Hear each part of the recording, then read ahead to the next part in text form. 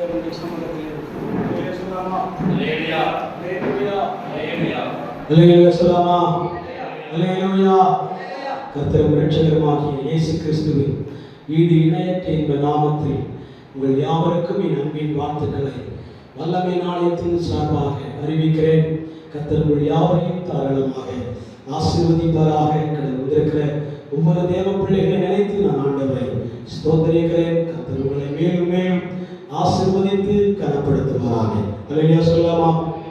ஒரு வசனத்தை தேவனுடைய சமூகத்திலே வாசிக்க கேட்போம். யோவான் எழுதின சுவிசேஷம் 5ஆம் அதிகாரம் 4, 5, 6 வசனங்களை தேவனுடைய சமூகத்திலே வாசிக்க கேட்போம்.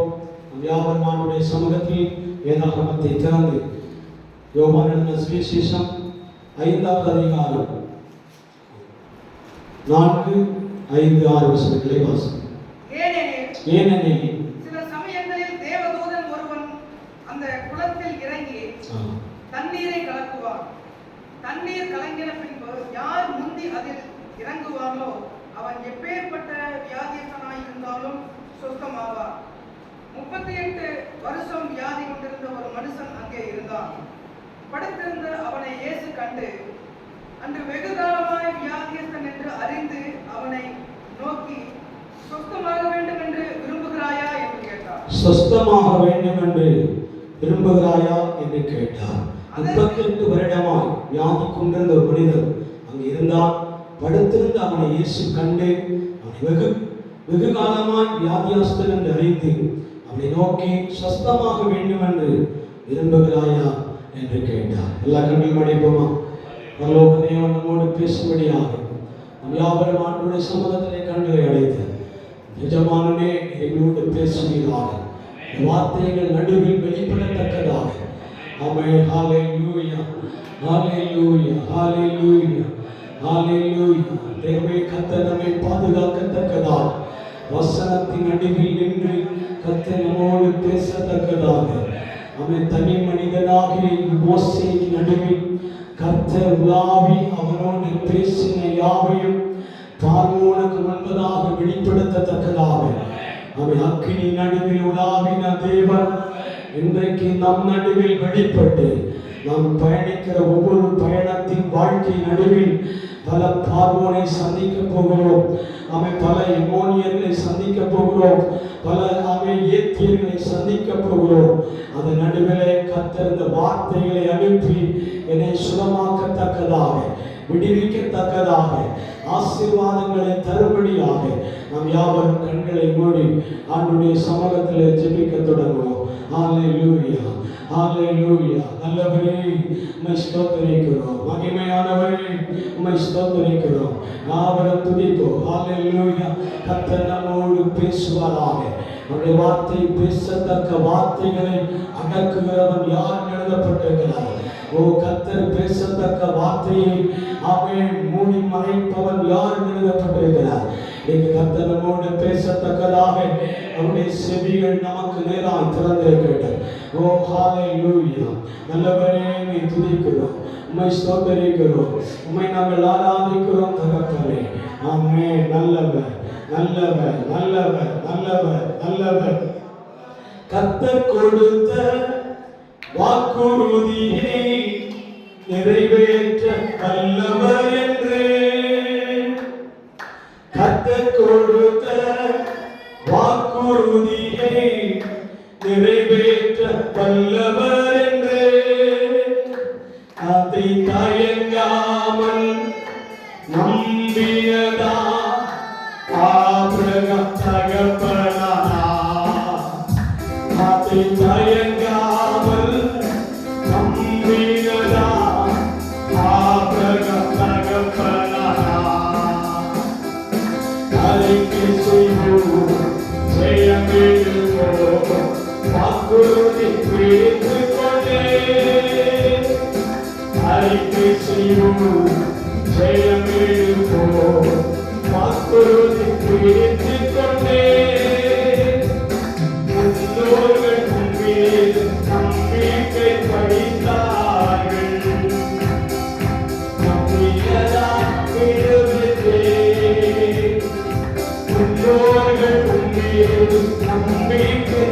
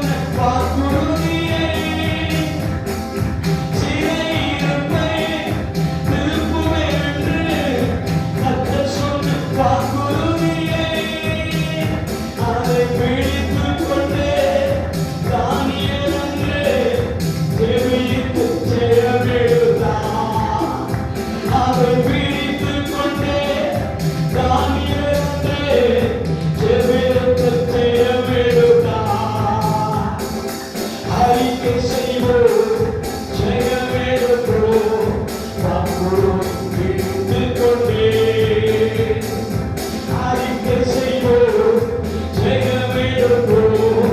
வாக்குறுதி பிடித்துக் கொண்டே உன்னோடு கும்பிடும் நம்பிக்கை வைத்தார்கள். நம்பியதால் விடுவித்தேன். அவன் உன்னோடு கும்பிடும் நம்பிக்கை வைத்தார்கள்.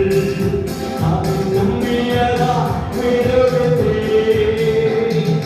வேண்டினார்கள், கூப்பிட்டார்கள், விடுவிக்கப்பட்டார்கள். அவிழ்க்கப்பட்டு போகவில்லை.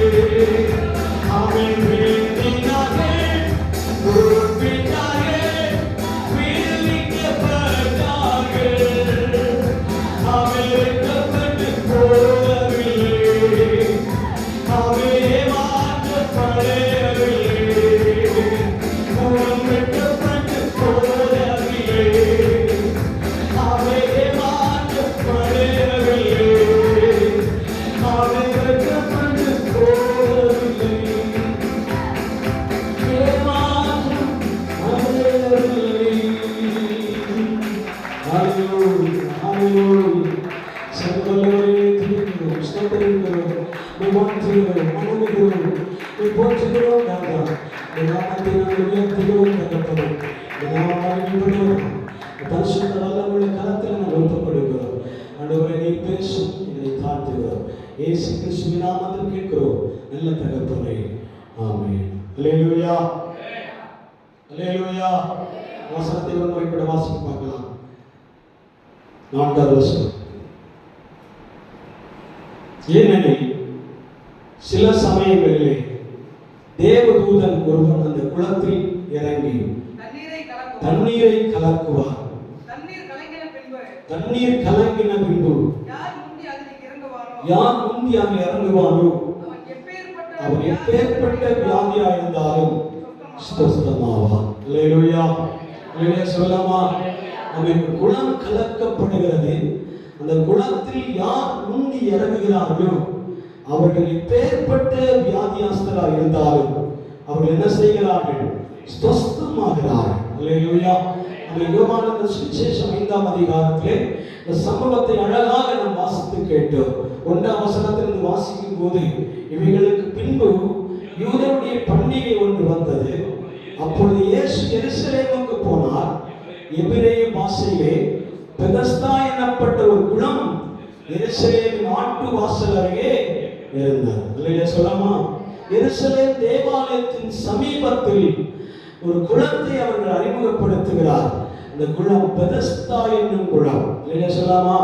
பெதஸ்தா குளத்தை பற்றி உங்களுக்கு நன்றாக தெரிந்த சம்பவம் தான். அங்கே அநேக வியாதியாஸ்தர்கள் படுத்திருக்கும்படியாக 5 மண்டபங்கள் அங்கே உருவாக்கி வைத்திருந்தார். 5 மண்டபங்களை நமக்கு பார்க்க முடியும். ஒன்று ஆட்டு வாசல் என்றும் இன்றும் அநேக வாசல்களை குறித்து அந்த வசனத்தில் எழுதப்பட்டிருக்கிறது. எபிரேய பாஷையில் பெதஸ்தா எனப்பட்ட ஒரு குளம் ஆட்டு வாசல் அருகே இருக்கிறது. அதற்கு 5 மண்டபங்கள் உண்டு. இல்லையா சொல்லலாமா? அல்லேலூயாவா? 5 மண்டபங்கள் சூழ்ந்த ஒரு பகுதியிலே தான் இந்த குளத்தை நமக்கு பார்க்க முடியும். இது எருசலேமின் தேவாலயத்தின் சமீபமாய் இருக்கிற ஒரு குளத்தின் 5 மண்டபங்கள். இந்த ஆட்டு வாசல் என்று சொல்லப்படுகிற அந்த வாசல் எப்படி அதற்குள் பேர் வந்தது என்றால், ஆடுகளை பலி செலுத்துவதற்காக கொண்டு போவதற்கு இந்த வாசல் வழியாகவே என்ன செய்வார்கள்? உள்ளே நுழைவார்கள். அதற்காக அந்த பெயர் ஆட்டு வாசல் எழுதப்பட்டிருக்கிறார். அது மட்டுமல்ல, அவை ஆடு வாங்க முடியாதவர்கள் அல்லது பலி பொருட்கள் வாங்க முடியாதவர்கள் அவை பலிக்கான பொருட்களை வாங்கும்படியாக இந்த ஆட்டு வாசலுக்குள்ளே வியாபாரிகள் இருப்பார்கள். ஆடுகளையும் காளைகளையும் புறாக்கள் உயிருள்ள பொருட்களை விற்பதற்காக வியாபாரிகள் அங்கே வரிசையாக உட்கார்ந்திருப்பார்கள். அவரிடத்தில் இந்த பொருட்களை வாங்குவதற்கும் இந்த வாசல் வழியாகவே போக வேண்டும். அல்லேலூயா சொல்லலாமா? அல்லேலூயா. இந்த வாசல் வழியாக ஒரு தீர்க்க தரிசனம் எழுதப்பட்டிருக்கிறது. இயேசு எருசலேம் தேவாலயத்தில் பல நேரங்கள் உள்ளே போவார். அல்லேலூயா. ஆண்டு வாசல் வழியாகத்தான் போவார். அவர் ஒரு பலிக்கான பொருட்கள் வாங்க போகிறாரா என்று கேட்டால் பொருட்கள் வாங்க போக மாட்டார். மறுக்க அந்த பலிக்கான பொருட்களோடு அந்த வாசலுக்குள்ளே போகிறாரா என்று கேட்டால் அவரிடத்தில் பலிக்கான பொருட்கள் ஒன்றுமே அவருடைய கரத்தில் இருப்பதில்லை. அப்ப ஏன் அவர் அடிக்கடி இந்த ஆண்டு வாசல் வழியாகவே உள்ளே போகிறார் என்றால் அடையாளப்படுத்தி ஒன்றை காண்பித்தார். என்ன? நானே இந்த வாசல் வழியாக பலிக்கான ஆடும் பலிக்கான பொருளுமாக வெளிப்படுகிறேன் என்று சொல்லியிருக்கிறார். அல்லேலூயா சொல்லலாமா? அல்லேலூயா. அப்ப பலிக்கான பொருட்களும் அவர்தான், பலியாக போகிறவரும் அவரே என்று அடையாளப்படுத்துவதற்காகவே அந்த ஆட்டு வாசல் வழியாக அவர் அடிக்கடி போய் கொண்டிருப்பார். ஆனால் போகும்போது ஜனங்களுக்கு புரிந்ததோ இல்லையோ, அல்லது அவர்கள் வெளிப்பாடு பெற்றார்களோ இல்லையோ, ஆனால் பல நேரங்களில் அவர் உள்ளேயும் வெளியேயும் வரும்போது எதை அடையாளப்படுத்துகிறது என்றால், ஒரு நாள் நானே இங்கிருந்து ஆடுகளை கொண்டு போகிறவரை போல காணப்படுவேன், அல்லது பலிக்கான பொருட்களை எப்படி யூதர்கள் இந்த ஆட்டை கழுத்திலே கட்டி இந்த வாசல் வழியாய் உள்ளே போகிறார்கள், அதே போல எத்தையும் கொண்டு வரப்படுவீர்கள். இல்லையா சொல்லலாமா? நானும் இந்த வாசல் வழியாகவே உள்ளே போவேன் என்று அவர் ஞாபகப்படுத்தி சொல்லியிருந்த காரியங்களை நமக்கு பார்க்க முடியும். இந்த சம்பவம் நாம் வாசித்த சம்பவம் பெதஸ்தா குளத்தின் இந்த 5 மண்டபம் எதற்காக உருவாக்கப்பட்டது என்றால், எருசலேம் தேவாலயத்தின் சமீபமாக இது காணப்பட்டபடினாலே 5 மண்டபங்கள் பெரிதாக கட்டப்பட்டிருக்கும். அல்லேலூயா.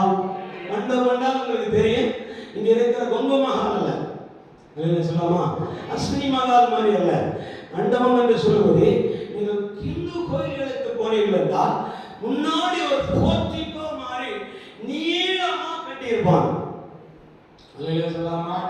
ஒரு போர்ட்டிகோ மாதிரி நீளமா கட்டி இருக்கிற ஒரு பகுதியை, அல்லது அருவிகளிலே அல்லது குளங்கள் அல்லது பழைய காலத்தில் இருக்கிற ஆறுகளின் பகுதியில் நீங்கள் போகிறீர்கள் என்றால் அங்கே கல்லுகளினால் கட்டப்பட்டிருக்கிற போர்ட்டிகோவை பார்க்க முடியும். சொல்லலாமா? அதை மண்டபம் என்று சொல்லுவார்கள். அந்த காலத்திலே இருந்தாலும் இந்த காலத்திலே இருந்தாலும், நீங்கள் முடிக்கிற மொழியை பார்த்தோன்னே தெரிஞ்சிருச்சு. அந்த காலத்திலே இருந்தாலும் இந்த காலத்திலே இருந்தாலும் என்ன செய்யப்படுகிறார்கள்? மண்டபம் என்று சொல்லுவார்கள். சொல்லலாமா? இந்த மண்டபத்தை எதற்கு பயன்படுத்தினார்கள்னா ரெஸ்டிங் பிளேஸ் என்று சொல்லுவார்கள். சொல்லலாமா? ரெஸ்ட் எடுக்கிறதற்காக என்ன செய்வார்கள்? பயன்படுத்தினார்கள். அந்த எருசலேம் தேவாலயத்தில் இருக்கிற 5 மண்டபங்களை ரெஸ்ட் எடுப்பதற்காக பயன்படுத்தவில்லை, வியாதியாஸ்தர்களை கொன்று குவிப்பதற்காக பயன்படுத்தப்பட்டது.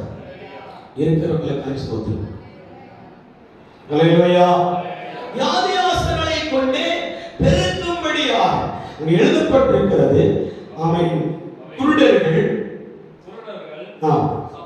சப்பானியர்கள், சும்பின கையுடையவர்கள் முதலான வியாதியாஸ்தர்கள் அநேகர் படுத்திருக்கிற தண்ணீர் எப்போது கலக்கப்படும் என்று காத்துக் கொண்டிருப்பார்கள்.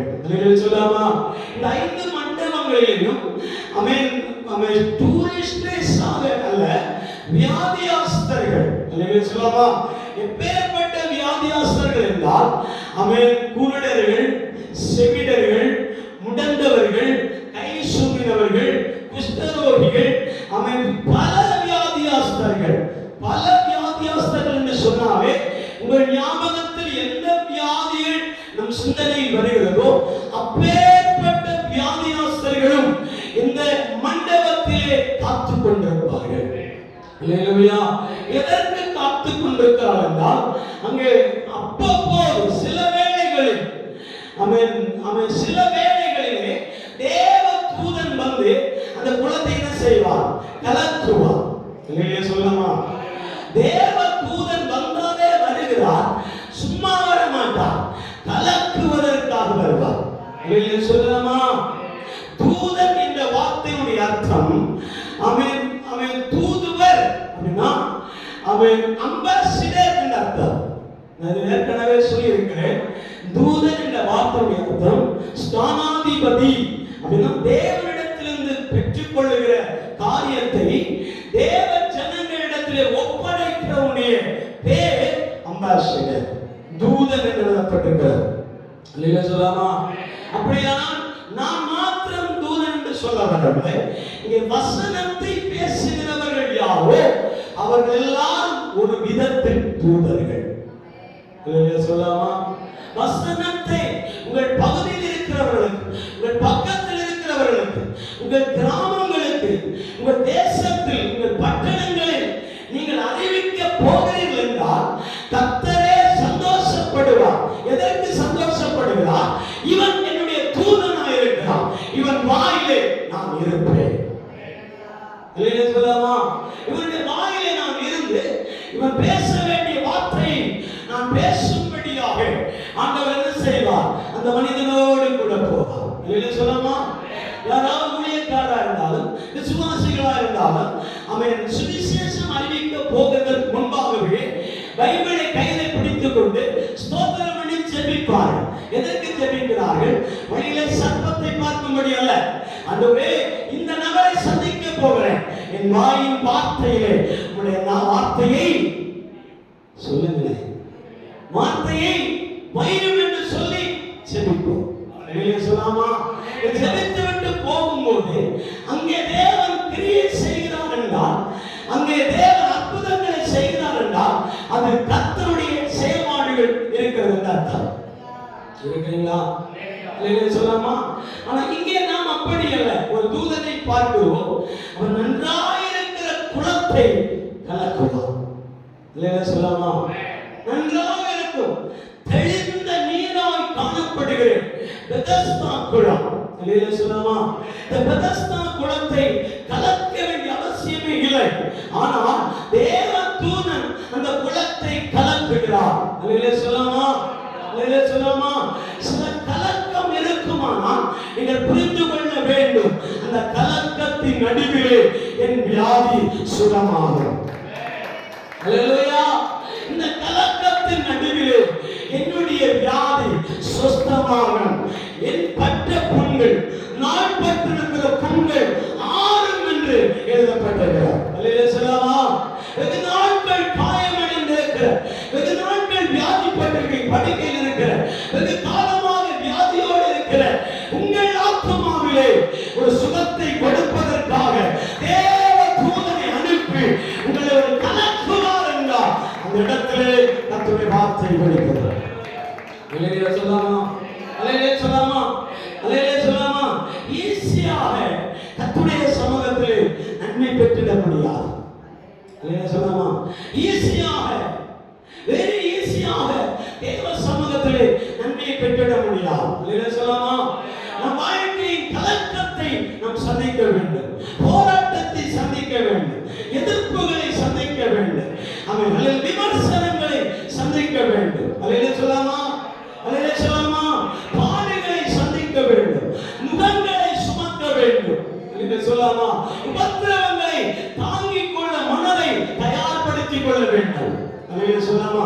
அப்படி ஒரு தேவப்பிள்ளை ஆண்டவருடைய சமூகத்திலே முழங்கால் படியிட்டு ஜெபிக்கிறீர்கள் என்றால் அந்த கலக்கத்தின் நடுவிலே நீ எப்பேற்பட்ட வியாதியை உடையவனாக இருந்தாலும் அந்த வியாதியின் நடுவில் கர்த்தர் உனக்கு சுகத்தை கொடுப்பார், கர்த்தர் உனக்கு விடுதலை தருவார், கர்த்தர் உங்களுக்கு அற்புதங்களை கட்டளையிடுவார். அல்லேலூயா சொல்லாமா? அல்லேலூயா! இங்கே எழுதப்பட்டிருக்கிறது. 4 வசனத்தை வாசிங்கள் பார்க்கலாம். 3 வசனம். அவைகளிலே குருடர், சப்பானிகள், சூம்பின உறுப்பை உடையவர்கள் முதலான வியாதியாஸ்தர்கள் அநேகர் படுத்திருந்து தண்ணீர் எப்பொழுது கலங்கும் என்று காத்துக் கொண்டிருப்பார்கள். ஏனெனில் சில சமயங்களிலே தேவதூதன் ஒருவன் அந்த குளத்தில் இறங்கி தண்ணீரை ஒன்று கலக்குவான். தண்ணீர் கலங்கின பின்பு யார் முந்தி அதில் இறங்குகிறார்களோ எப்பேற்பட்ட வியாதி. சொல்லலாமா? அல்லேலூயா சொல்லாமா. எப்பேற்பட்ட வியாதியை உடையவனும் அது இன்ன வியாதி என்று எழுதப்படவில்லை. அல்லேலூயா சொல்லாமா. இந்த ஆஸ்பத்திரிகளிலும் வைத்தியரிடத்திலும் ஆமென் ஆமென் பலவிதமான ஸ்பெஷலிஸ்ட் டாக்டரிடத்திலும் கன்சல்ட் பண்ணிக்கொண்டு தேவ சமூகத்தில் கலந்திருக்கிற நம்மை பார்த்து சொல்கிறார், இந்த வியாதிக்கும் மருந்து தேவனிடத்தில் உண்டு. அல்லேலூயா சொல்லாமா. இந்த வியாதியை குறித்து தேவன் அங்கே எழுதப்பட்டிருக்கிறது. குளம் கலக்கப்படும் போது யார் முந்தி இறங்குகிறார்களோ அவர் எப்பேற்பட்ட வியாதி உடையவர்கள் சுகமாவார்கள். அல்லேலூயா சொல்லாமா. ஒரு கண்டிஷன் என்னன்னா, கலக்கின உடனே முந்தி இறங்கிறோம். கலக்கின உடனே பார்த்துட்டு பேக் அடிக்க கூடாது. அல்லேலூயா சொல்லாமா. கலக்கின உடனேயே நான் தான் ஃபர்ஸ்ட்னு அதை ஏற்றுக்கொள்ள மனமுடையவராய் மாற வேண்டும். அல்லேலூயா சொல்லாமா. 100 பேர் இருக்கிற இடத்தில் 1000 பேர் இருக்கிற இடத்தில் ஆண்டவர் குலத்தை நமக்கு அடையாளப்படுத்துகிறார். அந்த அடையாளப்படுத்துகிற குலத்திலே நமக்கு ஒரு சொல்யூஷன் கொடுக்கப்படுகிறார். ஒரு தூதன் எப்போதாவது ஒரு முறை வந்து இந்த குலத்தை கலக்குவார். அல்லேலூயா. அப்போது நீங்க தயாராக இருக்க வேண்டும். யார் முந்தி இறங்குகிறார்களோ அவர்கள் என்ன செய்கிறார்கள்? குணமாக்கப்படுகிறார். முந்தி இறங்க வேண்டும். அல்லேலூயா சொல்லாமா. இந்த கலக்கத்தை பார்த்து, இந்த கலங்குகிறதை பார்த்து, நான் போன வாரத்தில் முந்தின வாரத்தில் ஒரு வசனத்தை உங்களுக்கு ஞாபகப்படுத்தினேன். எத்தனை பேர் புரிந்தீர்கள் எனக்கு தெரியாது. என்ன வசனம் தெரியுமா? கலங்கி மறிகிற யோதா பல விளைச்சல் நிலங்களையும் அழித்துக் கொண்டு போன பிற்பாடு கர்த்தர் சொல்லுகிறார், உடன்படிக்கை பெட்டி சுமக்கிற ஆசாரியர் அந்த யோர்தானின் கால் வைக்கும் போது எல்லா இழப்புகளையும் திரும்ப கொண்டு வருகிறார்.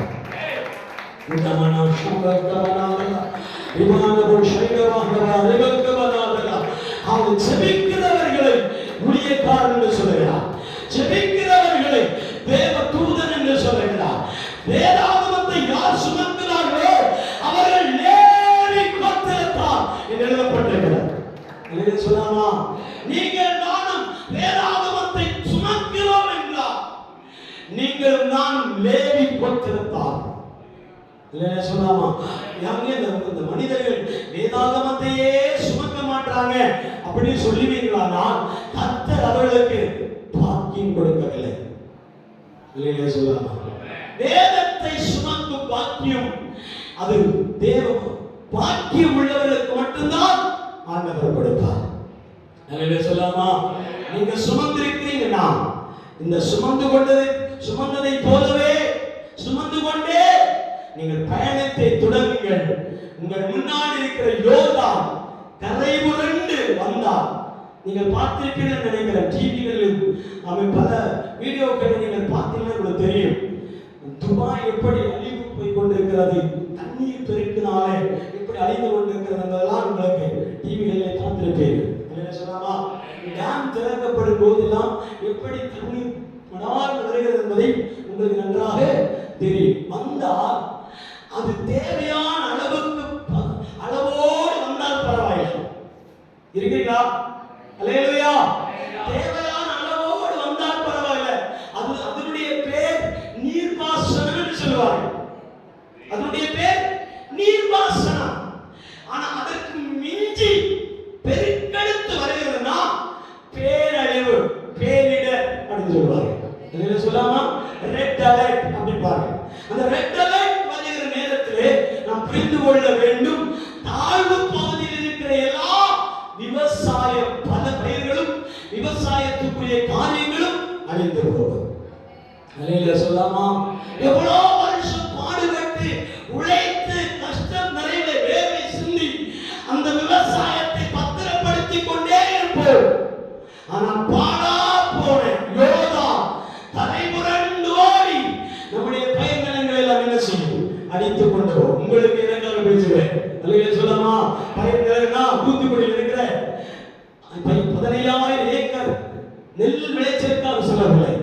உங்களுடைய ஆசீர்வாதம் பலன் யோர்தான் நதியிலே சிக்குமானால் நீங்கள் ஜெபிக்க தயாரா இருந்தால் உங்களுக்கு நேராய் பாய்கிற யோர்தானை பின்னிட்டு திரும்ப பண்ணுவார், பின்னோக்கி போக பண்ணுவார். இதுவரைக்கும் சரித்திரத்தில் எந்த விஞ்ஞானிகளும் குழாய் வழியாகத்தான் தண்ணீரை தெற்கே திருப்பி இருக்கிறார் ஒழிய டைரக்டாக யாருமே தெற்கத்தி வெள்ளத்தை திருப்ப முடியாது. உடனே சம்பல் பௌடமானவா விராதன பௌடே பக்தனே பௌடமானவா ஒரு பள்ளத்தை நோக்கி புறப்பட்டு வருகிற நதியை எந்த விஞ்ஞானிகளும் அதே டைரக்ஷன்ல பின்னட்டு திரும்ப செய்யவில்லை. ஆனால் கர்த்தரோ உடன்படிக்கை பெற்றிய வேதாகமத்தை சுமக்கிறவனை யோர்தா நதி நடுவே போக பண்ணினார். அந்த யோர்தா நதி பயிர்நிலங்களை அழிக்க வேண்டியது, வசதிகளை அழிக்க வேண்டியது, வருமானங்களை தகர்க்க வேண்டியது, பொருளாதாரங்களை மூழ்கடிக்க வேண்டியது, உங்களுடைய எதிர்காலங்களை அழிக்க நினைக்க வேண்டியது. அந்த நடுவிலே செபிக்கிற உன்னையும் செபிக்க வேதத்தை சுமக்கிற ஊழியக்காரர்களை அங்கே அனுப்புகிறபடியா, அந்த இடத்தில் அனுப்புகிறபடியா யோர்தான் பின்னிட்டு திரும்ப, யோர்தான் பின்னிட்டு திரும்ப உன் வாழ்க்கையில மோதுகிற மோதல்களை திரும்ப பண்ணுவோம், திரும்ப பண்ணுவோம். கரங்களை தட்டியால் அனுப்பணும், கரங்களை தட்டியால் அனுப்பணும். திரும்பும் தேவ பிள்ளையே, அவைகள் திரும்பி போகும், அவைகள் திரும்பி மாறி நிற்கும், திரும்பி வேத பக்கமாய் அடிக்கும். உனக்கு நேராக வீசுகிற காற்றுகளை, உனக்கு நேராக வீசுகிற அலைகளை, உனக்கு நேராக வீசுகிற கொந்தளிப்புகளை அவர் மாற்றி திசையிலே கர்த்தர் கொண்டு போவார். குடாமானாவானா சம்பராவானா விமானாவா ஷவானாவானா இராதனாதன பௌடமானவானா விமானவ சந்தரே வைலேரகல் பிரபாரவனவ ஆவியானவரே அந்த திசை மாறி போகத்தக்கதாய் ஆண்டவர் மாற்றுவார். வேதாகமத்தில் நான் கடந்து வருகிறேன். அவன் குலத்தை தளர்க்கும் பொழுது எப்பேற்பட்ட வியாதியாஸ்தர்களும் முந்தி இறங்கினால் எப்பேற்பட்ட வியாதிகளும் சுஸ்தமாவார்கள். இல்லையா? ஆனால் இந்த முயற்சி எடுத்துக் கொண்டிருந்த ஒரு மனிதன் 7ஆம் வசனத்தை வாசிக்க பார்க்கலாம். 5ஆவது வசனம். 38 வருஷம் வியாதி கொண்டிருந்த ஒரு மனுஷன் அங்கிருந்தான். படுத்திருந்த அவனை இயேசு கண்டு அவன் வெகுகாலமாய் வியாதியாஸ்தன் என்று அறிந்து அவனை நோக்கி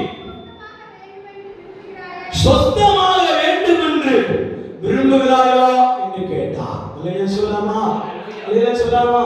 இந்த வியாதியாஸ்தனுடைய நடுவிலே பல ஆயிரம் ஜனங்கள் வியாதிப்பட்டவர்கள் இருக்கிறார். ஒரு முறை வந்து கலக்கி ஒரு வியாதிகாரர் சுத்தமானதில்லை. பல முறை கலக்கி கலக்கி பல்லாயிரக்கணக்கான வியாதியாஸ்தர்கள் இந்த குலத்திலிருந்து விடுதலை பெற்று கடந்து போனார்கள். அல்லேலூயா சொல்லலாமா? பல்லாயிரக்கணக்கான பேர்கள் அவன் எந்தெந்த வியாதிப்பட்டிருந்தார்களோ அவர்கள் யாரும் விடுதலை பெற்று கடந்து போனார்கள். ஆனால் பெசனிக்காக ஒரு மனிதன் 38 வருடமா எவ்வளவு லாங் பீரியட், இல்லையா சொல்லலாமா? எவ்வளவு வருஷமான லாங் பீரியட், அதாவது ஒரு மாதம் என்று கூட பார்த்தாலே நமக்கு கஷ்டமாக இருக்கும். இல்லையா? ஒரு வருடம் கூட தாண்டும் போது மீண்டும் வருத்தமாக இருக்கும். ஆனா வருடக்கணக்காக நான் வேதத்திலே 18 வருடத்தை பார்த்திருக்கிறேன். இல்லையா சொல்லலாமா? ஆனா இங்க பார்த்தா 38 வருடமா. 38 வருடம் என்பது ஒரு குறைந்த கணக்கு அல்ல, விசாலமான கணக்கு. இல்லையா சொல்லலாமா? அவனிடத்தில் இயேசு அவனை கண்டார் எழுதப்பட்டிருக்கிறது. நான் 3 பகுதியாக பிரிக்கிறேன். ஒன்று, யாரும் காணாத உண்மை. 38 வருடமாக என் பேரின் நினைவாக ஒருத்தரும் இல்லாதிருக்கும் போது, ஒரு கண்ணும் என்னை காணாதிருக்கும் போது, எங்கிருந்தோ ஒருவர் பெதஸ்தா குளத்தின் அருகே வந்து அவருடைய கண்கள் என்னை கண்டது என்று சொல்கிறார். அல்லேலூயா! ஒருவருடைய பார்வை நமக்கு நேராக பதிய வேண்டும். அல்லேலூயா சொல்லலாமா? முதலாவது இயேசு அவனை கண்டார். இரண்டாவது இயேசு அவனை பற்றி அறிந்தார். மூன்றாவது இயேசு அவனிடத்தில் விருப்பத்தை கேட்டார். சொல்லலாமா? ஒன்று, தேவன் அவனை கண்டார். இரண்டாவது, அவனுடைய சிச்சுவேஷனை அறிந்தார். மூன்றாவது, அவனுடைய விருப்பத்தை கேட்டார். 38 வருடமாக நான் இயலாம இருக்கும்போது ஒருவேளை விருப்பம் இல்லாம இருக்கிறானோ கேள்வி வந்துவிடும். இல்லையா சொல்லாமா? சிலருக்கு விடுதலை பெற்றுக்கொள்ள விருப்பமே இல்லை, வந்து உட்கார்ந்தால் போதும். இல்லையா சொல்லாமா?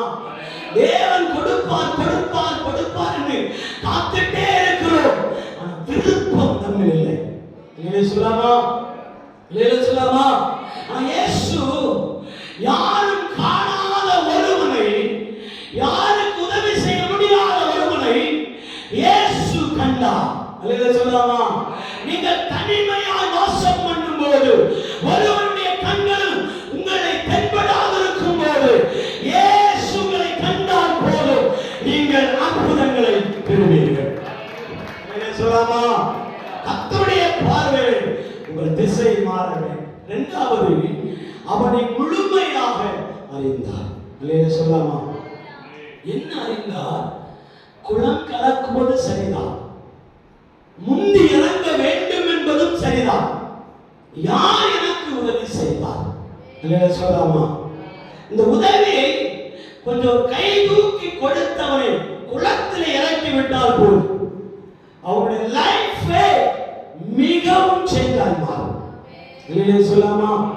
அவன் எப்படிப்பட்ட படுக்கையில் இருக்கிறாரோ அந்த நிலைமையுடைய அந்த போட்டோவை எடுத்து பார்த்தீங்கன்னா அந்த நிலைமை மிகவும் பரிதாபமாக இருக்கும்போது, யாரும் அறியாத இந்த நேரத்தில் ஒரு கரம் வந்து நம்ம அப்படியே பிடித்து குளத்தில் இறக்கி விட்டா போதும், இந்த செயலை கூட ஒருவன் செய்யாது இருக்கும் போது கர்த்தரே அதை அறிந்து நம் மத்தியில் வருகிறவர், அதை அறிந்து நம் மத்தியில் இறங்கி வருகிறவர், அது மத்தியில் இறங்கி வந்து உனக்கு நான் செய்வேன் என்று நம்முடைய நிலைமை அறிந்து இந்த பக்கத்தில் வந்து நிற்பான். உங்கள் பக்கமாய் வந்து நிற்பான், உங்களை விசாரிக்கும்படி நிற்பான், உங்கள் புரிதலை அறிந்து கொள்ளும்படியாக அந்த இடத்துல வந்து நிற்பான். இல்லையா சொல்லலாமா? இவருடைய அறியாமை என்ன தெரியுமா? எனக்கு பின்னால் 38 வருடமாக சுத்தமானவர்கள் போய்கிட்டே இருக்கிறார்கள், நானே இந்த படுக்கையான நிலைமையில் உட்கார்ந்து கொண்டிருக்கிறேன், என்னை யாரும் இந்த குளத்தில் கொண்டு போய் விடுவதற்கு யாருமே என்று புலம்புகிறானே ஒழிய இவனால போய் அந்த சுகத்தை பெற்றுக்கொள்ள முடியாது. அல்லேலூயா சொல்லாமா? அல்லேலூயா சொல்லாமா? மூன்றாவதாக கர்த்தர் அவரிடத்தில் ஒரு வார்த்தை கேட்கிறார். வாசிக்க பார்க்கலாம். படுத்திருந்த அவனை கண்டு அவன் வெகு காலமாய் வியாதியாஸ்தன் என்று அறிந்து, வாசிக்க, அவனை நோக்கி சொஸ்தமாக வேண்டும் என்று விரும்புகிறாயா என்று கேட்டார். 7ஆம் வசனம்.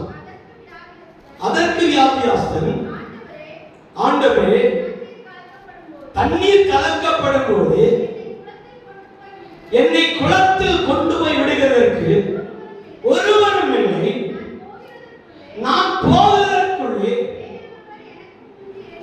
வேறொருவன் எனக்கு முந்தி இறங்கி விடுகிறார் என்றார். போதும். அல்லேலூயா சொல்லாமா? அல்லேலூயா சொல்லாமா?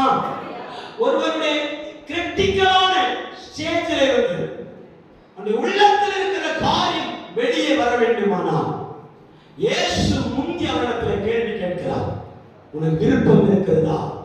இல்லையா சொல்லாமா? நிறைய பேர் விருப்பத்தை சொல்லவே மாட்டார்.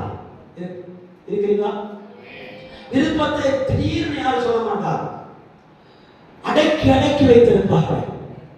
ஆனால் இயேசுவுக்கு நன்றாக தெரியும், தேவன் அறிந்தும் சில காரியங்களை நம்மிடத்தில் கேள்வி கேட்பார். இல்லையா சொல்லாமா? அறிந்தும் நம்மிடத்தில் என்ன செய்வான்? கேள்வி கேட்பார். என்ன கேள்வி? நீ சொஸ்தமாக வேண்டும் என்று விரும்புகிறாயா? இல்லையா சொல்லாமா? என்ன பார்த்து இப்படி கேட்கிறீரே? பெதஸ்தா குளத்தின் கடைசி வாசல் வரைக்கும் போயிட்டு திரும்பி மறுபடியும் இந்த படுக்கையில வந்து படுக்கிறேன், என்ன பார்த்து நீ கேட்கலாமா? அல்லேலூயா. அப்படி ஒரு கேள்வி எழுப்பி நமக்கு விகாரம் வரலாம், ஒரு கர்வம் வரலாம், ஒரு வெறுப்பு வரலாம், சொல்லலாமா? ஆனா அதை உள்ளத்தின் என்ன வார்த்தை வருகிறது என்பதை சோதிக்கும்படியாக கர்த்தர் நம்மிடத்தில் சில கேள்விகள் கேட்பார். கேட்கும் போது உங்கள் பதில் என்ன வர வேண்டும் தெரியுமா? நான் வெகு காலமாய் சொஸ்தமாக வேண்டும் என்று விரும்புகிறேன். தூதன் கலக்குகிறார், அவர் போய் கொண்டிருக்கிறார், முந்தி இறங்க பார்க்கிறேன், ஆனால் என்னால் என்ன செய்ய முடியவில்லை, இறங்க முடியவில்லை. அல்லேலூயா, அல்லேலூயா சொல்லலாமா? தன்னுடைய இயலாமையை இயேசுவிடத்திலே வெளிப்படுத்துகிறார். வெளிப்படுத்தின மாத்திரத்தில் ஆண்டவர் சொல்லுகிறார், உன் படுக்கை எடுத்துக்கொண்டு நட. 8வது வசனத்தை வாசித்து பார்க்கலாம். இயேசு அவனை நோக்கி, எழுந்து உன் படுக்கை எடுத்துக்கொண்டு நட என்றார். அல்லேலூயா சொல்லலாமா? அல்லேலூயா சொல்லலாமா? விருப்பத்தை புரிந்து கொண்ட இயேசு அவனை பார்த்து, நீ எழுந்து நட, உன் படுக்கை எடுத்துக்கொண்டே புறப்பட்டு போ. அல்லேலூயா சொல்லலாமா? அந்த நாட்களில் பெதஸ்தா குளம் என்பது மிராக்கிள் குளமாயிருந்தது, அதிசயத்தின் குளமாயிருந்தது, அற்புதத்தின் குளமாயிருந்தது. ஆனால் சுகத்தின் நடுவிலே இயேசு இருக்கிறார்கள் கேட்டால் அங்கே இயேசு இல்லை. 38 வருடமா வியாதி படுக்கை இருக்கிற உன் நடுவிலே இயேசு இருக்கிறார். உடமனா சம்பராதனா சுகம் கிடைக்கிற எல்லா இடத்திலும் இயேசு இல்லை. சுகம் பெற்றுக் கொள்கிற எல்லா இடத்திலும் இயேசு இல்லை. நீயோ வெகு காலமா படுக்கை இருக்கிற உன்னிடத்தில் இயேசு இருக்கிறார்.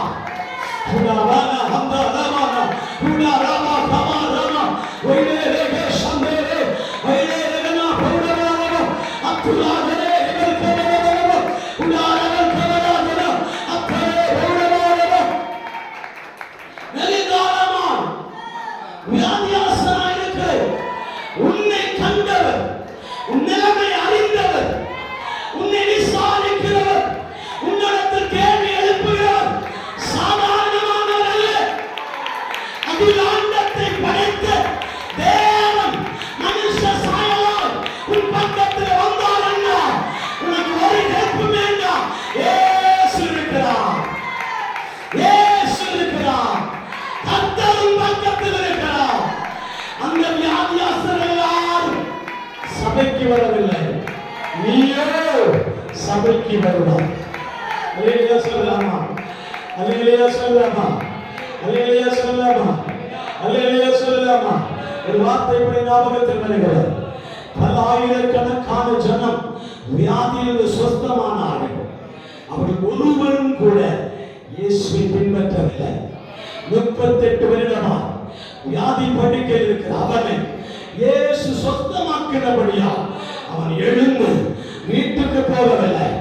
இயேசுவை மகிமைப்படுத்தி அவனை பின்தொடர்ந்தார். இயேசுவை மகிமைப்படுத்தி அவனை பின்தொடர்ந்தார். ஏன் தெரியுமா? அவனுக்கு அவ்வளவு பெரிய அற்புதம் இயேசுவால் நடந்தது. இயேசுவால் நடந்தது. அவ்வளவு பெரிய அற்புதத்தை, அவ்வளவு பெரிய அற்புதத்தை இந்த குளம் தரவில்லை, இந்த நாட்டு வாசல் தரவில்லை, இந்த மண்டபங்கள் தரவில்லை. இயேசு தந்தா, நாம் பெற்றுக்கொண்டு அவனால் அற்புதம். இயேசுவா நான் அற்புதத்தை பெற்றுக்கொண்டேன். இயேசுவால் நான் அற்புதத்தை பெற்றுக்கொண்டேன். அல்லேலூயா சொல்லலாமா? அல்லேலூயா சொல்லலாமா? அல்லேலூயா சொல்லலாமா? அல்லேலூயா. வெகு காலமாக சுத்தமாக முடியாதிருக்கு.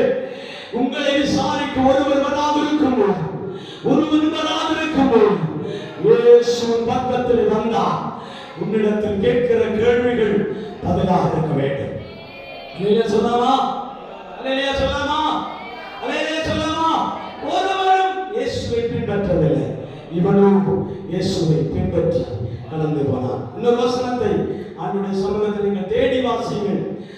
3 இடத்திலே ஆண்டவர் குஷ்டரோகி, அந்த கண் பார்வையற்ற இல்லாதவர்களை சுஸ்தமாக்கினதை வேதத்தில் பார்க்க முடியும். ஒன்று பெதஸ்தா குளத்தில், இன்னொன்று சீலோவாம் ஆமென் குளத்தின் அருகில். மூன்றாவதாக எரிகோவின் குருடன். அல்லேலூயா சொல்லலாமா? அல்லேலூயா. எரிகோவின் குருடன் பேரு பர்த்திமேயு எழுதப்பட்டிருக்கிறார். வாசிங்கள் கேட்கிறார்.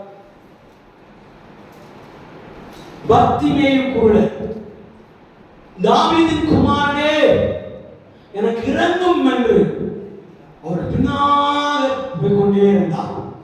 எனக்காக இரங்கும் ஆண்டவரே, எனக்கு ஒரு விடுதலை தாரும் ஆண்டவரே என்று அவரை பின்தொடர்ந்து கொண்டே இருந்தார். சிலர்கள் அவனை அதட்டினார்கள், சும்மா இரு அப்படின்னார், பேசாமல் இரு அப்படின்னார். இல்லையா சொல்லலாமா? பேசாமல் இருந்து சொன்னாலே தெரியும் நமக்கு முன்னாடி போகிறவர் வைத்தியர்களை காட்டிலும் டாக்டர்களை காட்டிலும் பெரியவர். அல்லேலூயா. அவருடைய வாயின் வார்த்தைகள் நமக்கு சரியான நேரங்களில் வந்து சேரும். இல்லையா சொல்லலாமா? ஒரு வார்த்தை சொல்லுவார்.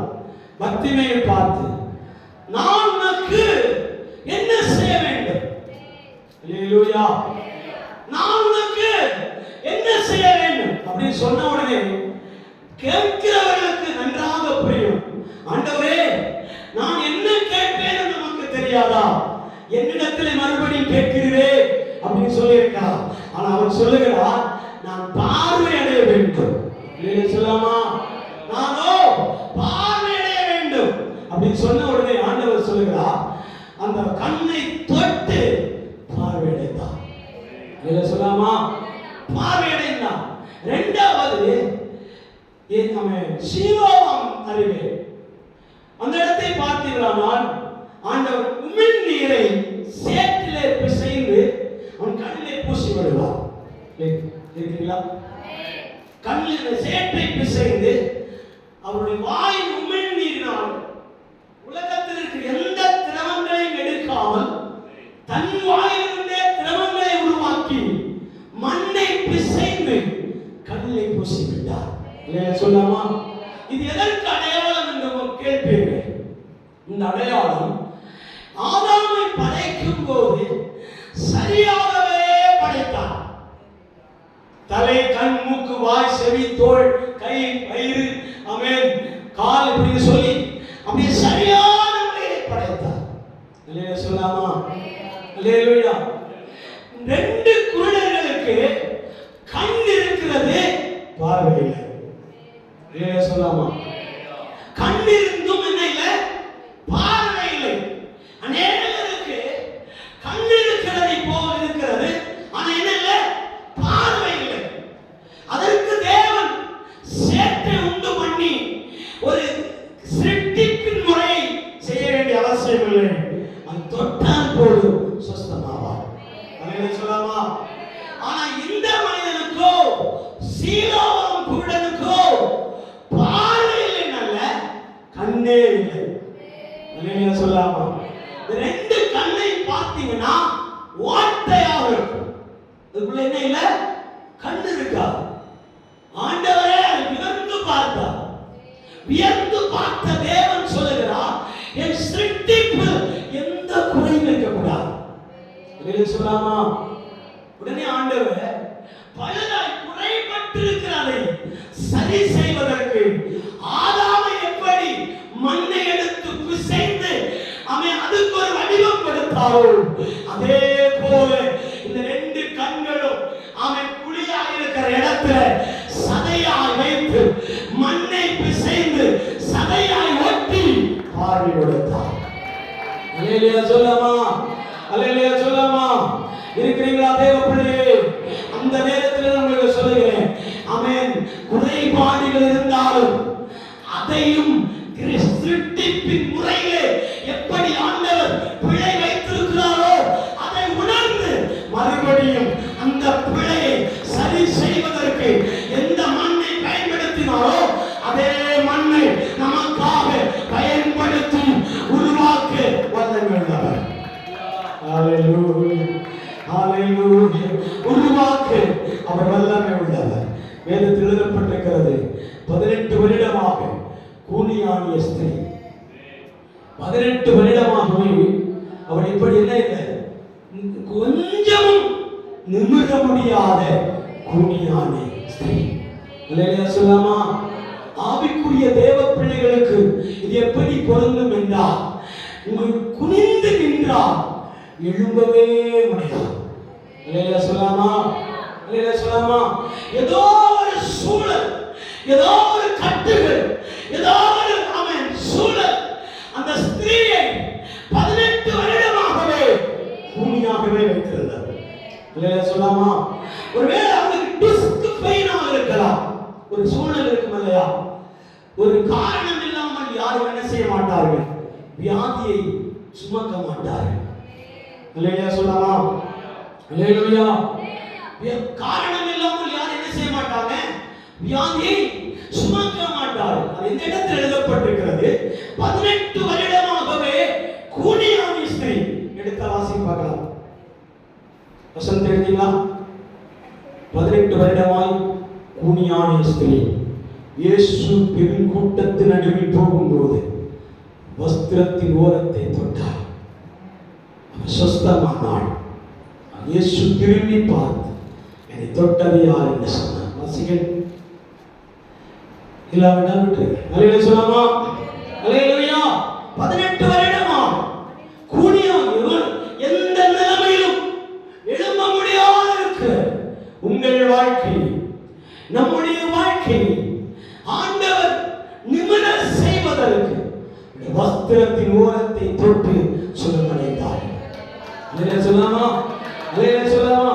காரணங்களை காட்டி காட்டும், காரணங்களை ஏற்படுத்தி காரணமே இல்லாத சூழலில் உங்களை அப்படியே தலையில் அடித்து சிலர்கள் குட்டையாவார்கள், சிலர்கள் என்ன செய்வார்கள், கூனி விடுவார்கள். இல்லையா சொல்லாமா? அந்த அடிமட்டத்தில் இருக்கிற நம்முடைய வாழ்க்கை சீரமைக்கப்பட, எழுப்புதலை காண, ஒரு பிரகாசத்தை நமக்கு கொடுக்க, ஒரு உன்னத நாமம் நமக்குள் வெளிப்பட நீங்கள் பின்பற்ற வேண்டிய ஒரு நபர் இருப்பார் என்றால் இயேசுவை பின்பற்றுங்கள். அல்லேலூயா. இயேசுவை பின்பற்றி போங்கள். உடைய வஸ்திரத்தின் ஓரத்தை தொட்டு சுகமடைந்தார்கள். உடைய வஸ்திரத்தின் ஓரத்தை தொட்டபோது அவர்கள் என்ன செய்தார்கள், சுகமடைந்தார்கள். அல்லேலூயா சொல்லாமா? அல்லேலூயா சொல்லாமா? வசனத்தை எடுத்திருந்தால் நலமாக இருக்கும்.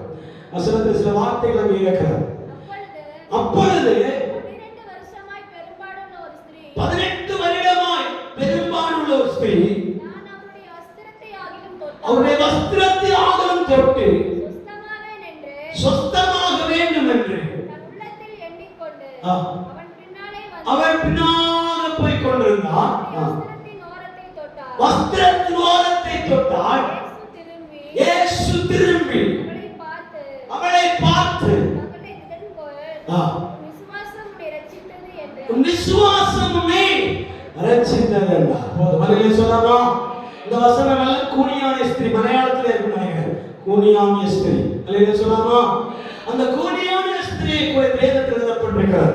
ஒரு ஸ்திரீயோ வஸ்திரத்தின் ஓரத்தை தொட்டு சுகமானார். இயேசு அவளை பார்த்து சொல்லுகிறார், என்னை தொட்டது யார்? அல்லேலூயா. என்னை தொட்டது யார் என்று கேட்கிறார். எத்தனையோ பேர் அவரை சுற்றி நெருங்கி இருக்கும் போது அவரை தொட்டது யார் என்று கேட்கிறே. அப்படி கேட்கும் போது என்னுடைய நினைவில் வந்த காரியம் என்ன தெரியுமா? அவன் கடலின் ஆழத்தில் மீனின் வாய்க்குள்ளே அவன் வெள்ளி பணத்தை கண்டு கொண்ட இயேசு. அல்லேலூயா. அல்லேலூயா சொல்லாமா?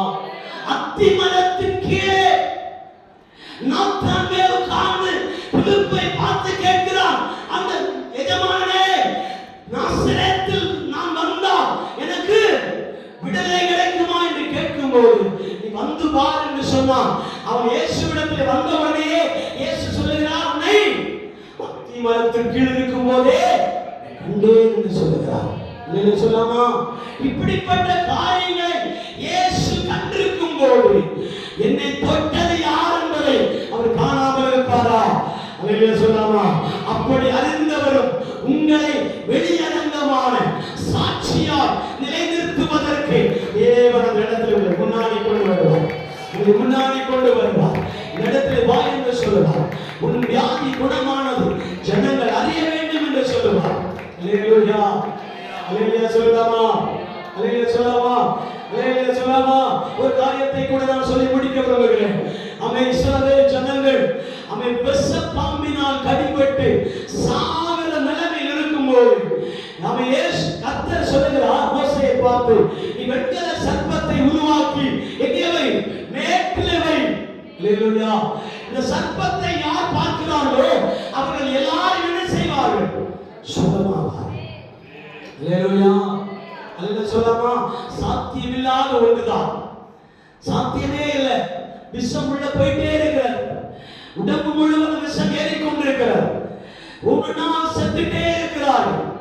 வைத்தியரை பார்க்க வேண்டிய நேரம், டாக்டர்களை பார்க்க வேண்டிய நேரம். ஆனா கர்த்தர் சொல்லுகிறார், மோசே நீயோ ஒரு வெண்கல சர்ப்பத்தை உன்னுடைய கற்பாறை மேலே உயர்த்தி காண்பி என்று சொல்லுகிறார்.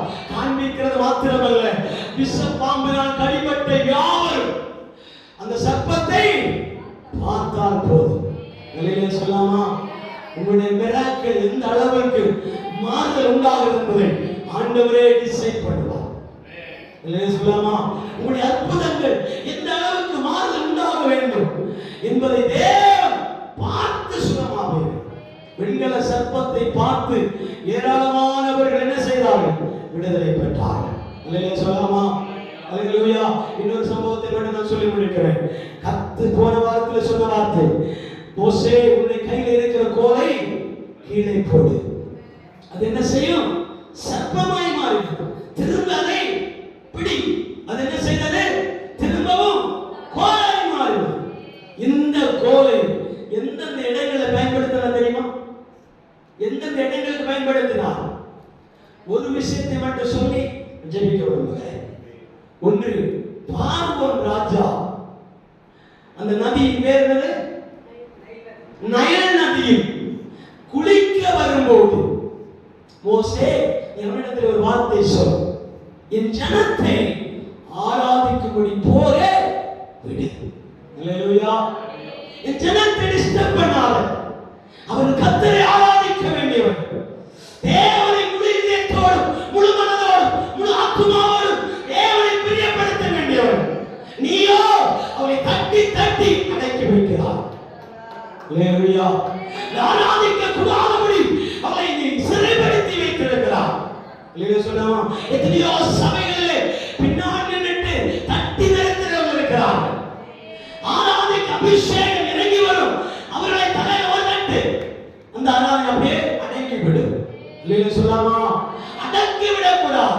பார்வோனின் ஆவியை போய் ஆராதனை டிஸ்டர்ப் பண்ணக்கூடாது. அல்லேலூயா சொல்லாமா? 3 நாட்கள் பயணம் செய்து ஆராதிக்க வேண்டிய அந்த எருசலேம் தேவாலயத்தின் முகப்பை பார்த்து ஆராதிக்க வேண்டிய ஜனத்தை பார்வோன் கடினப்படுத்திக் கொண்டிருந்தார். அல்லேலூயா சொல்லாமா?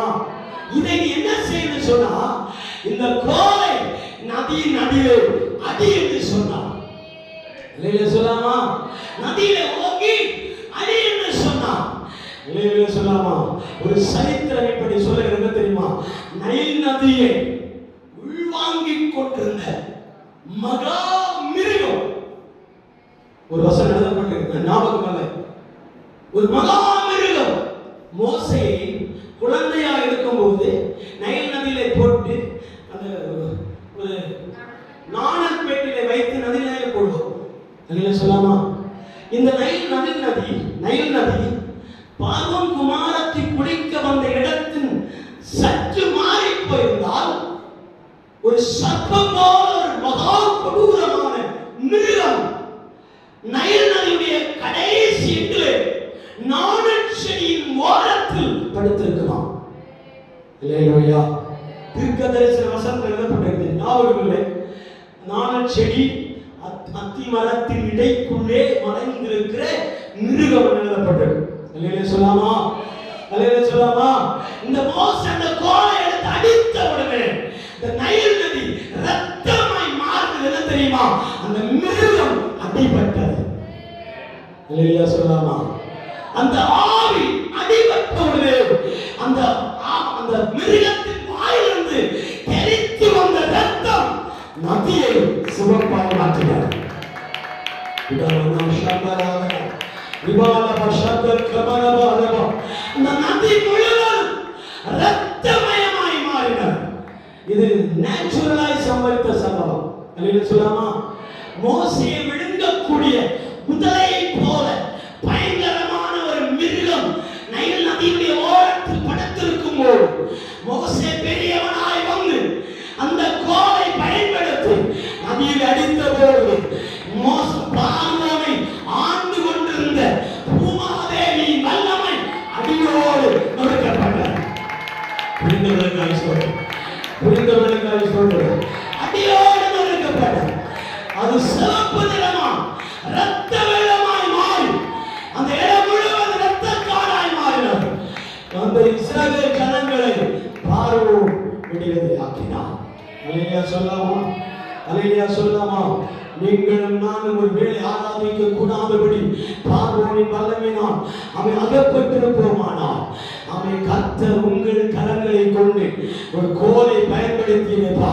அவை முதல்ல கிடைத்த அற்புதம், முதல்ல கொடுத்த அதிசயம் தேவனால் கிடைத்ததற்கு அறிந்து அவருடைய சமூகத்தில் அந்த கோலை பயன்படுத்தினால் போதும் சர்ப்பத்தின் ஆவி அணி இந்த சர்ப்பத்தின் ஆவிகளை கர்த்தர் தலையை நசுக்கி போடுவார். இல்லையா சொல்லாமா? தலை உடைத்து போடுவார். உங்களை எழும்ப விடாம, உங்களை ஆராதிக்க விடாம, உங்களை தடை செய்து கொண்டிருக்கிற ஆவிகளை தேவன் நிர்மூலமாக்குவார். எல்லா கண்களையும் அழைப்போம், எல்லா கண்களையும் அழைப்போம். அவன் சில நிமிடங்கள் நாம் ஆராதிக்க போகிறோம். பெதஸ்தா குளத்தில் 38 வருடமா வியாதி படுக்கையில் இருக்கிற மனிதனை இயேசு கண்டு நான் உனக்கு என்ன செய்ய வேண்டும் என்று கேட்டான். நீ சுத்தமாக வேண்டும் என்று விரும்புகிறாய் என்று கேட்டான். அவரோ ஆண்டவரே நான் வெகு நாட்களுக்கு முன்பதாகவே சுகமாக வேண்டும் என்று விரும்புகிறேன். ஆனால் அந்த சுகத்தை பெற்றுக் கொள்வதற்கு யாரும் எனக்கு உதவி செய்யவில்லை, யாரும் உனக்கு உதவி செய்யவில்லை, யாரும் எனக்கு உதவி செய்யவில்லை. அப்படிப்பட்ட சிச்சுவேஷன்ல எனக்கு உதவி செய்வார் யாரும் இல்லை என்று தனிமையா ஆண்டவரை பார்த்து கொண்டிருப்பாயானா, தேவனுடைய சபைக்கு வந்திருப்பாயானா, தேவனை ஆராதித்துக் கொண்டிருப்பாயானா, இதோ ஊழியக்காரர் அறியாது இருக்கும் போது, விசுவாசிகள் அறியாது இருக்கும் போது, மூப்பர்கள் அறியாது இருக்கும் போது இயேசு உன் பக்கத்திலே வந்து உன் காதோரமாய் நின்று உன் காது அருகே வந்து நின்று உன்னோடு பேசுகிறார், உன்னோடு பேசுகிறார். மகளே கலங்காதே, மகளே பயப்படாதே.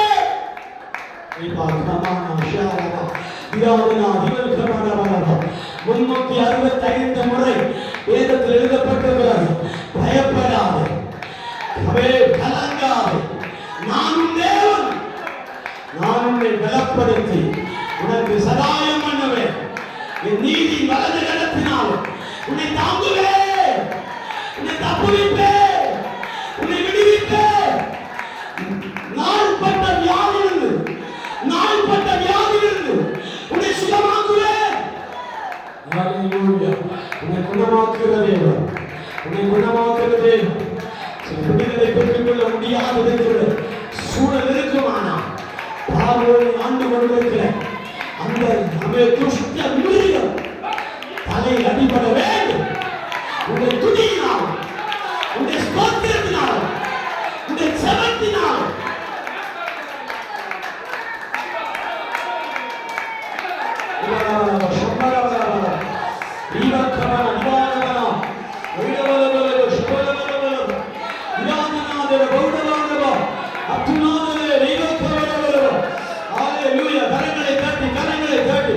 அந்நிய பாஷைகளை சொல்லி விமானா பௌத்தமானா விமானா நிரப்பௌடமானா. ஹalleluya ஹalleluya ஹalleluya ஹalleluya praise God.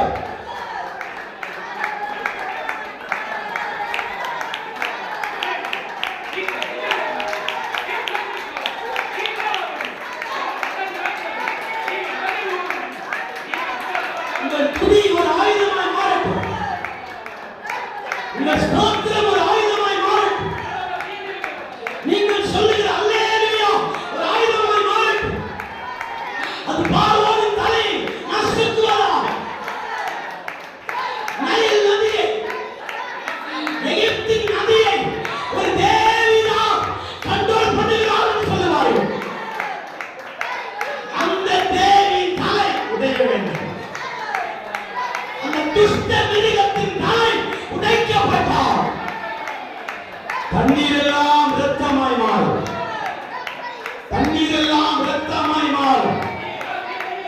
எங்க ஊர்ல சொல்லுவாங்க, எல்லா நதியையும் எல்லா ஆறுகளையும் உள்வாங்கிக் கொள்ளும்படி பூமாதேவி வந்திருக்கிறார் என்று சொல்லுவார். பூமாதேவி வந்திருக்கிறார் என்று சொல்லுவார். பேச்சியம்மாள் வந்திருக்கிறார் என்று சொல்லுவார். பேச்சி பாறை உள்வாங்குகிற பேச்சியம்மாள் என்று சொல்லுவார். அதனால்தான் அந்த தேசத்திற்கு செழிப்பு என்று சொல்லுவார். அதனால்தான் அந்த தேசத்திலே வருமானங்கள் பெருகிக் கொண்டிருக்க சொல்லுவார்.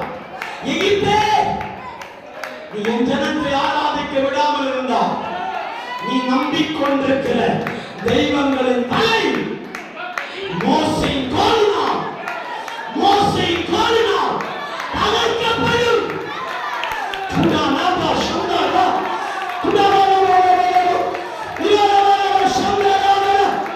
என் வருமானம், என் ஆஸ்தி ஐஸ்வர்யம், என்னுடைய செல்வாக்கு, என்னுடைய வரவே செழிப்பெல்லாம்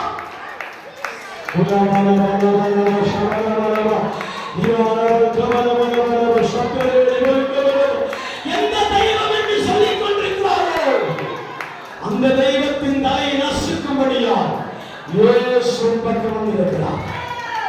இயேசுவின் பக்கம் வந்திருக்கிறார். இயேசு உன்னை தேடி வந்திருக்கிறார். நீ சர்ப்பத்தின் கடியினால் சாகப்படுவதில்லை. நீ சர்ப்பத்தின் கடியிலிருந்து சாகப் போவதில்லை. இயேசு உயர்த்தின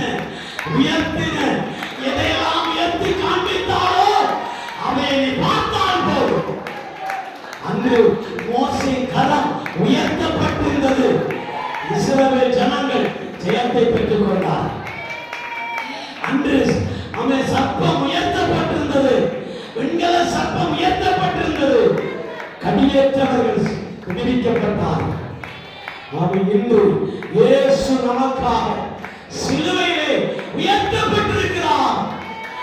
அவரை பார்க்கிற யாவரும் பிழைப்பார். அவரை பார்க்கிற யாவரும் பிழைப்பார்.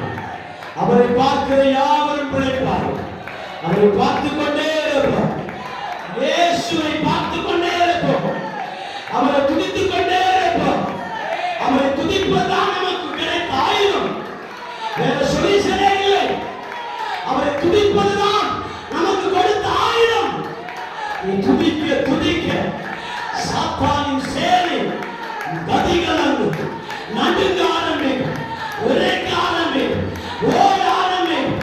உலக சபல வருடத்தவரம் இயேசு எழுந்தருளினார். ஒரு தீர்க்க தரிசன புஸ்தகத்தில் எழுதப்பட்டிருக்கிறது. எரேமியாவா எசையாவா தெரியாது. அவருடைய இடத்தில் எழுதப்பட்டிருக்கிறது. கர்த்தர் எழுந்தருளினார். சத்துருக்கள் சிதறடிக்கப்பட்டார். சத்துருக்கள் ஓடி போனார். ஓடியே போனார். அழகாக எழுதப்பட்டிருக்கிறது. ஓடினார்கள், ஓடிக்கொண்டிருந்தார்கள், ஓடியே